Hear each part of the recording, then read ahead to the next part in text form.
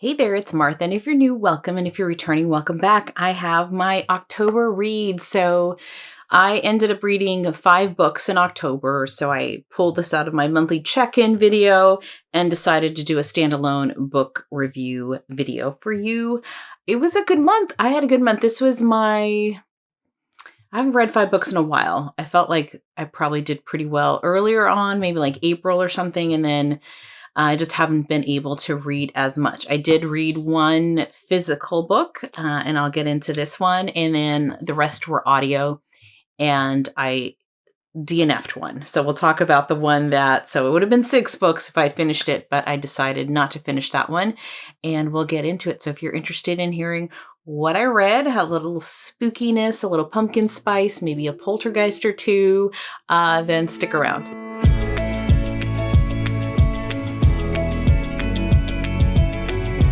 All right, so I'm going to start with the first book. I'm going to try to go in order of the books that I read. I don't have the best memory, so I will be looking at my notes.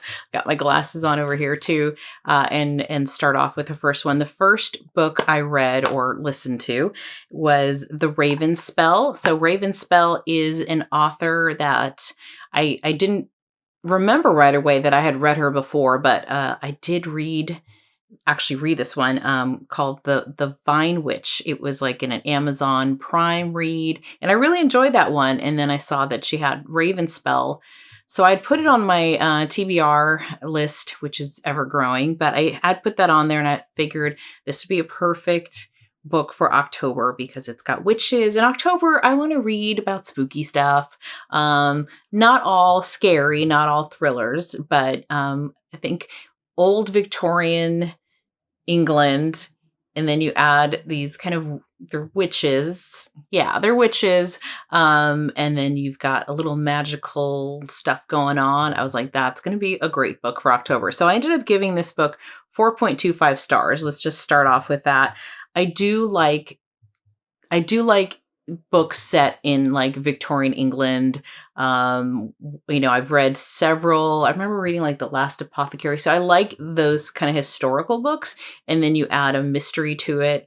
That makes it even more fun. So this particular book, it's got this darkness to it, which was perfect for October. It's got 2 sisters that are witches. There's a serial killer. There's a detective that basically got pounded in the head, and he doesn't remember who he is, but he was in search of someone who'd gone missing. So there's a lot of good stuff that I like that was involved in this. So let me give you a little bit of the synopsis here, description, not to give too much away, but like I said, it happens in Victorian England.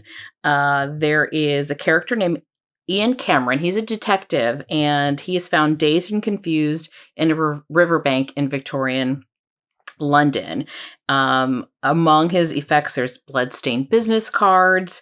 There's just some curious things. There's and he ends up at the hospital. He's lost his memory, so he doesn't even know what happened, but things seem a little off. I'm not going to do spoilers. I know I have a friend of mine who says to give spoilers. She and I can talk about it, but there's something, these 2 sisters come across him while he's unconscious, and they do something, and that's all I'm going to say. And so he goes back to them to, like, he's got this, like, there's something about these 2 sisters that he's feeling a connection toward.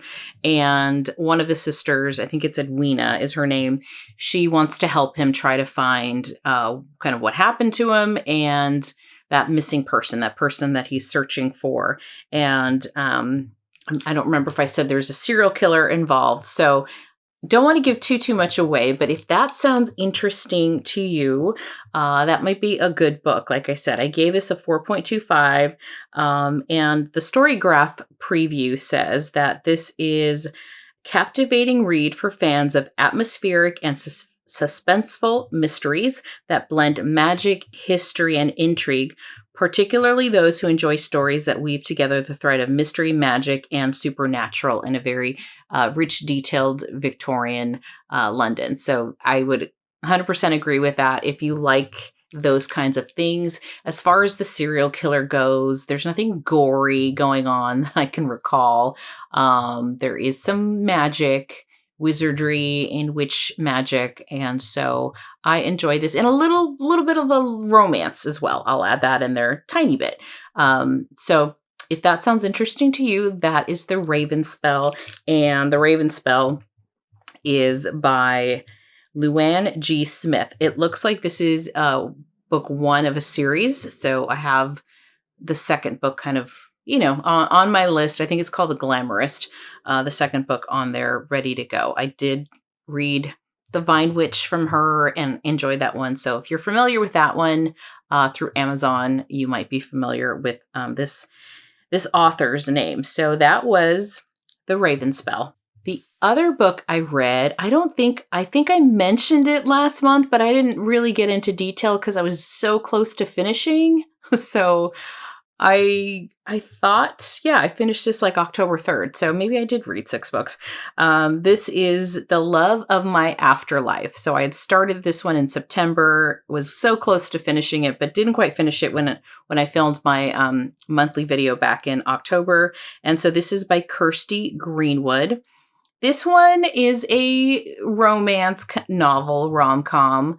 It's also got a little bit of the kind of magic afterlife by the title, right? The Love of My Afterlife, you can tell. And this book, I ended up giving, I'd say it's like a 3.5, 3.75. I enjoyed it. It didn't grab me all the time. I mean, I did kind of set it down. So I did have this one in physical form and audio. I do like to do that when I can, because I do like to sit with a book. The only problem is if I just only read that way, I would read 2 books a month, maybe max. So the audiobook is something that I like to do kind of while I'm doing chores, while I'm doing dishes.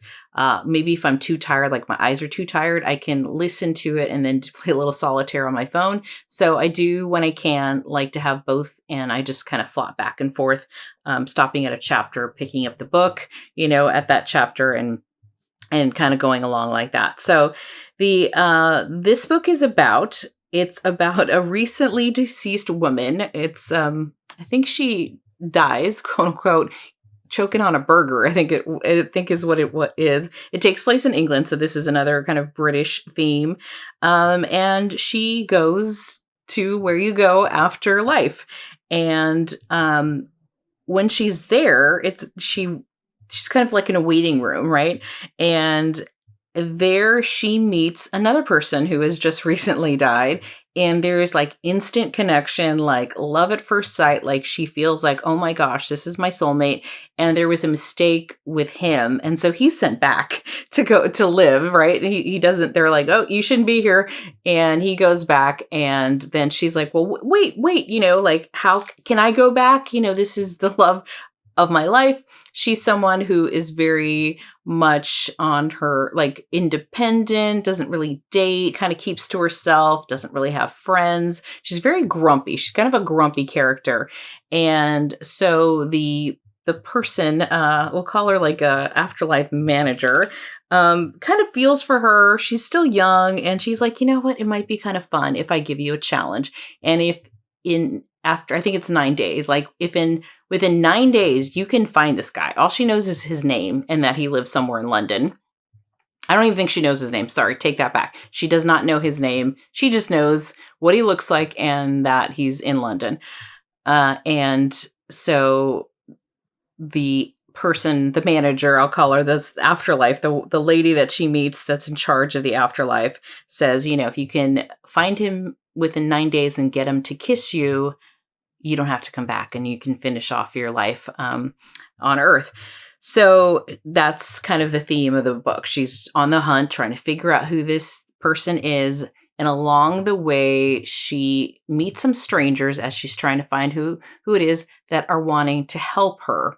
And so again, she's kind of a grumpy, kind of a recluse. And little by little, she's starting to find, I think, the joy of being kind and meeting people and friendship.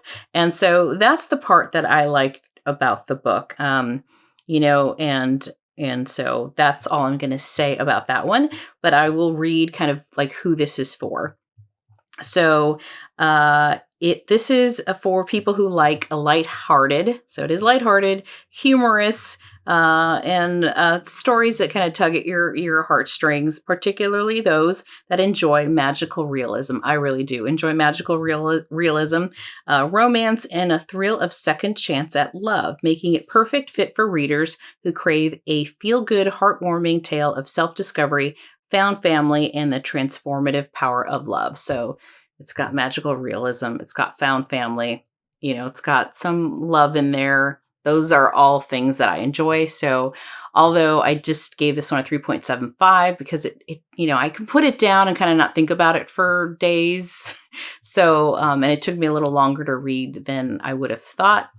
For that reason, I think that's why I knocked it down some stars. It didn't grab me all the time, but once it got going, it was fun. So that is The Love of My Afterlife by Kirsty Greenwood.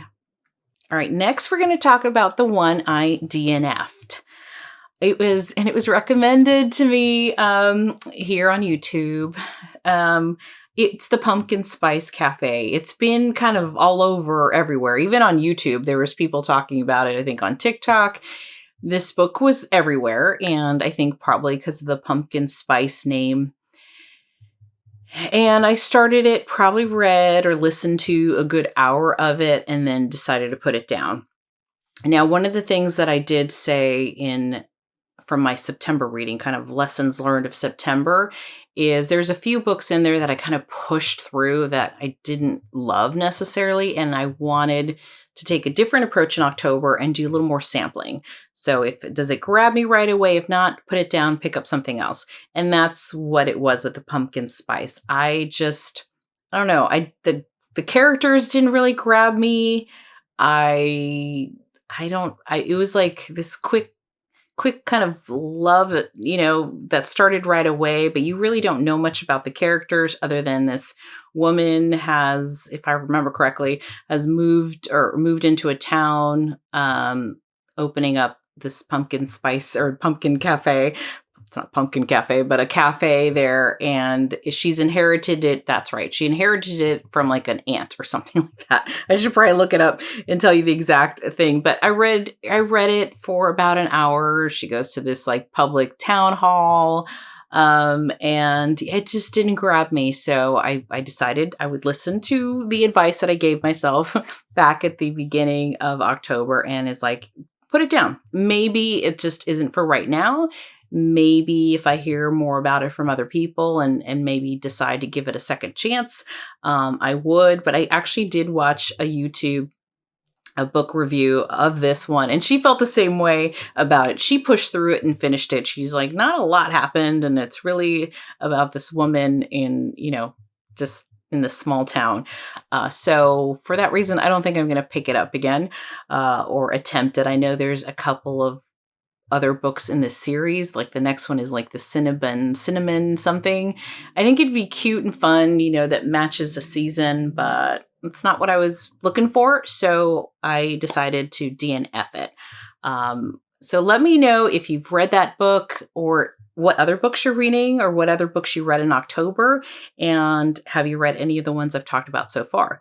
I've got, I think, 2 or 3 more to go. So let's move on to a different kind of pumpkin spice book.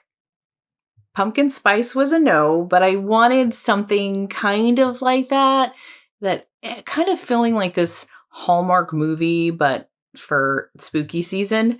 So I ended up stumbled upon a book called Pumpkin Spice and Poltergeist. Now I gave this one 3 stars because it was okay. It was okay, but it was cute, and but I liked it more than pumpkin, at least it grabbed me more than Pumpkin Spice Cafe. And so this one is a story about, a town called, what is this town called? I think it's not that it matters, right? It's like Maple Hollow. And it's a town full of creatures, right? We've got werewolves, demons, vampires, witches, and humans all living together in this very interesting town. Now, this is very lighthearted. It's fun. It's fluffy. I mean, you have basically people that come to this town around Halloween because they think they don't really believe that there's vampires and stuff, right? They just think it's this cool, like spooky town in October. But the book starts off with Jordan. She owns an apothecary in the small town, and Jordan accidentally summons her ex-girlfriend, partly to have closure. I mean, maybe it wasn't a complete accident, but her ex-girlfriend can't leave. Like, she summoned her and she thought she would be able to leave and go back to where she came from, and she can't. And so that's the poltergeist in this, in the title. And so Jordan has kind of sworn off love, and this ex died maybe about a year ago, and the ex doesn't know why she can't leave either. So she thinks it's that she's supposed to help Jordan move on with her life, find someone else and new to love. Enter Harlow. Harlow has just come into town. She's helping her sister at the cafe, like next door, in this town, and it's almost like love at first sight. So this is a queer romance. I'm just going to put that out there. But it was cute. It was light. And I think what I liked about this book is it had a mystery to it as well. And the mystery is really figuring out how did her ex, I mean, we know how her ex died, but it was under some very weird circumstances. And so they're trying to put the pieces together because something isn't quite right. And so that's what was cute about this story. So I enjoyed it. I gave it 3 stars, but let me tell you what Storygraph says as far as like who this could be for. It's for readers who crave a light-hearted, humorous, and romantic tale of self-discovery, love, and acceptance, especially those who enjoy paranormal and LGBTQ plus themes and are looking for a cozy, feel-good read to get them in the mood for a fall season. So yes, I would say it's all that. It was cute, cozy. It was like a Hallmark movie, but kind of, not exactly, but that kind of vibe, that kind of feel. So that one is one that I enjoyed. Moving to my next one, which was a book. I have a stack, and I'll show you my stack from Book of the Month that I've been collecting. I hate to say collecting, but it just takes me longer to read a book. But I read Middle of the Night from Riley Sager. This is an author that I've read almost all of them, except for I think ones that he's like maybe the most famous of all. I think there's one, I can't remember that, something girls, something. Anyway, Middle of the Night though. He's pretty much been an auto-buy author. He's got some spooky ones. This one had a spookiness to it, but it wasn't quite that spooky. So Middle of the Night by Riley Sager it's about a book. I'm trying to remember what I gave it. I ended up giving it 4 stars. So this is about a story about friendship and a story about Ethan Marsh, who, when he was 10, he was camping in his backyard. And he woke up the next morning, there's a slice in the tent, and his friend Billy is gone. And Billy is never found again. So super traumatic for Ethan, that he went missing. He disappeared. Billy disappeared that night when Ethan was 10. Ethan is back in this cul-de-sac in this neighborhood. His parents have finally decided to leave and move to Florida, I think. And Ethan needs a place to stay. He's no longer with his wife. His wife was kind of like a love of his life, and she wanted to have kids. He's been resistant to it. And because of what happened, it was traumatic, right? To his best friend, Billy. And so he feels like haunted by Billy. In the cul-de-sac one night, he wakes up. He always has bad dreams. He can never sleep. I mean, this has kind of been his thing throughout his entire life into adulthood. And one night he sees, the motion detector lights that people have over their garage. The light at the end of the cul-de-sac turns on, but there's no one there. And he's looking out the window at 2 a.m. and then the other house and the other house, and it keeps coming closer to his house, but he can't see anything. And so he's starting to believe that maybe the ghost of Billy has something to say. There's a ball, I think, found in the grass. I'm not giving away too much detail here. There's a ball that's found in the grass, which was what Billy used to do, is throw the ball into his backyard to let him know, like, hey, let's play or do something. So there's a lot of things pointing to, like, he feels like he's being watched, that Billy's back, something's happening. And so this story goes back and forth between present time, Ethan as an adult, and Billy, and Ethan and Billy and the neighborhood kids, basically back to the day where Billy went missing.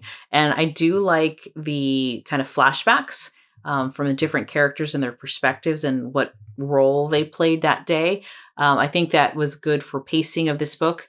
So yes, I enjoyed it. It's not my favorite. I think he's gotten spookier ones. This didn't turn out to be as spooky as I thought it was going to be. But it had a good pace to it and I enjoyed it. So that is Middle of the Night by Riley Sager. So who is this book for? Let me tell you.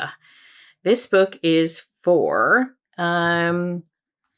Storygraph says it's gripping and suspenseful. I would say there's some suspense for sure. It'll captivate readers who enjoy unraveling mysteries, exploring the complexities of grief, and immersing themselves in a dark, atmospheric stories that explore secrets and terrors that lurk just beneath the surface of a seemingly idyllic suburban neighborhood. So that is, that's a great way to capture what I just said. So Middle of the Night, I liked it enough. Wasn't my favorite from Riley Sager, but it was enjoyable and I enjoyed it. Okay, the next one, The Mountain King. So this is an audiobook. So I read this all on audiobook by Anders de la Motte. And this takes place in Sweden. So it's a Scandinavian thriller. I gave this one a 5. I gave this one 5 stars. I enjoyed this one a lot. So The Mountain King. It's very atmospheric. There's something about the way this is told. You really feel like, I don't know, when I was listening to it, it's like it was very, not overly descriptive, but enough where you really got a vibe of like what this was like. So this is following a detective, Leonore Askers. She's known by Leo throughout. They call her Leo. And she's taken off a case where 2 people have gone missing. And there's political reasons as to why she's been taken off the case. And she's kind of been demoted in a way, although they won't say that, given her a position in this other office within this police station where like no one really knows what they do. It's like almost like this office of misfits. They're basically allowed to do whatever they want because no one really cares what they're looking at. It's almost like a cold case office, right? Where people are just in there, and very dark and dreary, and it just seems depressing. But one day she gets a call or an email from this man that mentions, and she's filling in. Let me backtrack. She's filling in for a detective that is in the hospital and not sure if he will ever wake up. They think he had like a heart attack or something. And so he's kind of like in a coma. And so she's temporarily put there.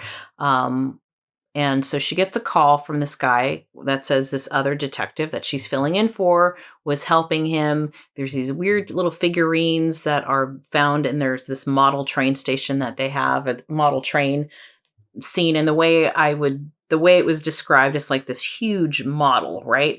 And there's just people who build these little figurines and little houses in the train. And it's supposed to be kind of the landscape of the mountains nearby.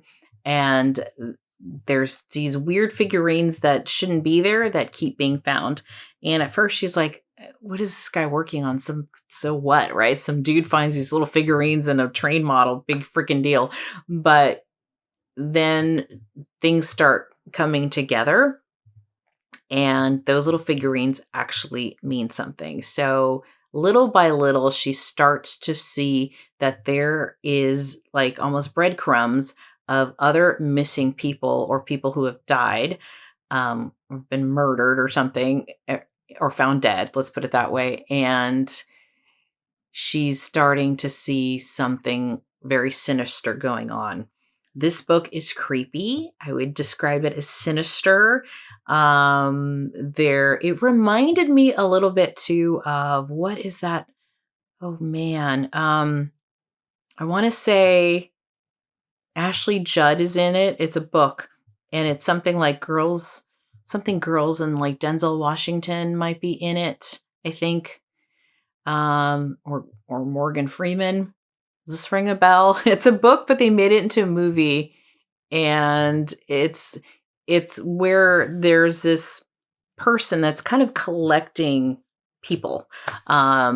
Something girls. Do you know what I'm talking about? Anyway, let me know if you know what I'm talking about. But there is this person, and the book does flip back and forth between the Mountain King. He's known as the Mountain King, where you're seeing how he's thinking, kind of how he became this way, where he likes to collect things and control things, and how it started. So there's a lot of character buildup, but it's not sluggish at all. You get some backstory of Leo Askers. There's a little bit of a love thing going on, but really, really well written. I felt the pace was really good, but you got to know a lot about these characters while still moving this plot along, and hearing from different perspectives. So that the pacing in here was fantastic. So The Mountain King is by Anders Delamont, is a gripping and atmospheric thriller that will captivate fans of dark, suspenseful, and mysterious and strong, complex female protagonists, making it a perfect fit for readers who crave an enlightening and thrilling ride. So this is also, looks like it's a series. It's book 1 of a series called Askers. I really love this detective, and I am looking forward to reading more of her. So I think this book came out this year. So this character, this detective, I think we're going to see her solving more cases in the future. But The Mountain King, highly, highly recommend if you want something eerie, something a little sinister, and you like a mystery detective, kind of cat and mouse thing going on, because it was fantastic. So that was The Mountain King. All right, the last book, here we are, book 6, I think. Yeah. Maybe Next Time by Cesco Major, Cesca. Maybe Next Time. This was also an audiobook. I had this in my TBR list for a while. I think I might have heard about it from a podcaster. And I gave this one a 4.25 stars. So I really did like this one. This is, if you like a Groundhog Day trope, you will enjoy this type of book. So you are getting that kind of repetitiveness, but things change, right? Things change. And so let me give you a description of this one. This one is, they're saying it's like One Day by, what's his name? Something Nichols. I've read One Day, and they also made a movie from it, meets Groundhog Day. It's a heartwarming and emotionally poignant novel about a stressed woman who must relive the same day over and over, keeping her family and work life from imploding as she attempts to spare her husband from an unfortunate fate. So, starts off as an ordinary Monday, and Emma is a literary agent. She's stressed. She's got, authors she's got to deal with. And I did listen to this on audio. And so, you can hear like the pinging and the texting. And I love the way it was written, because you get to know kind of the people in her life, and she's a people pleaser. So she is stretched thin, and she just doesn't like to say no to people, and she wants to fix everything. Sound familiar? But in the meantime, her husband has an unfortunate fate. I'm going to tell you, I'll just tell you, I don't think it's a big spoiler. He dies in the very beginning of the book, and she's like, and then she wakes up the next day. So this is the groundhog part, and he's alive. And she's like, well, wait she's like, what the hell just, was this a bad dream? What happened? But it's Monday again, and everything is happening just as the day before when he passes away. So she feels like, oh, I have this opportunity to fix it. So long story short, what I enjoyed about the book is I enjoyed kind of the emotions in it. I enjoyed the hearing about motherhood. I enjoyed how she has this second chance to fix things. Like something's going on with her son that day. And it's also an anniversary day for them, not their wedding anniversary, but the anniversary of when they met. And every year on their anniversary, they write letters to each other. A husband and wife write letters to each other. And what I liked about what this book did that was interesting is you get to know the husband through the letters he's written to her every single year. So there's chapters in here where it's the letters. And so that's how you get to know kind of what's been going on with their marriage. He's very honest in these letters. In some letters, he's kind of harsh and saying like, you're never around. And in some, it's, very romantic. And so it was a very, I think, interesting book. I will say not everyone loves the ending. So there's that. But I did. I did. And I liked how it evolved and changed. And it was an interesting book. But I didn't find it boring. I didn't find the repetition boring. Some things repeated, but it was pretty quick. And then she'd do something to try to alter the day. So that is maybe next time. And I think I don't know if I'm pronouncing it correctly, Seska Major. And I gave that one 4.25 stars. So those were the books that I read in October. I really had a pretty good month, especially the second half. I think I haven't read thrillers and mysteries in a little bit. And it is my go-to. It is my favorite. So I mixed a little fluff and pumpkin spice kind of thing. But The Mountain King was by far my favorite. Highly recommend that one. There's another book that is on my list that I haven't read yet, but I do want to get to it this month, so I hope I do. And I have it. It's First Lie Wins. I had 2 people at work tell me, have you read this book? And I'm like, no, but I think I have it. So I do need to read that, and I'm looking forward to reading that. I'm currently reading Kill for Me, Kill for You. And this one is by Steve Kavanaugh. Highly recommend, if you haven't read the book 13 by him, highly recommend that. So when I saw that he had a book this year, I think this came out this year, I was like, oh, I'm gonna read it. And I think he has a book coming out next year. So he's right now becoming a little bit of an auto-buy author, just because 13 was really, really good. So that is kind of current reads. And then my goal kind of moving forward, I'm not going to get to all of these, but these are book of the month books and they're not all of them, that have been sitting on the floor for a while and I haven't gotten to them. And so my hope is to, maybe if I read 2 books, actually read 2 books this month and then try to catch up a little bit and read what I might be reading in November. But yeah, I've heard a lot about this one, The Unmaking of June Farrow. So I got to read that one. Margot's got money trouble. So I'm not sure when I'm going to get to these, but I'm excited to maybe borrowing a little bit less from the library and reading what I actually have on my shelves. So that's the hope. For the next few months anyway. And yeah, continuing to sample. And if something doesn't grab me right away, it's okay to put it down.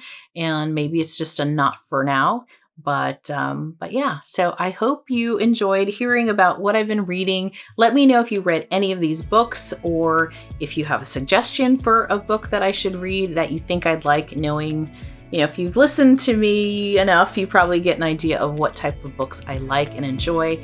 So thank you so much for hanging out with me, and I'll see you next time. Bye-bye.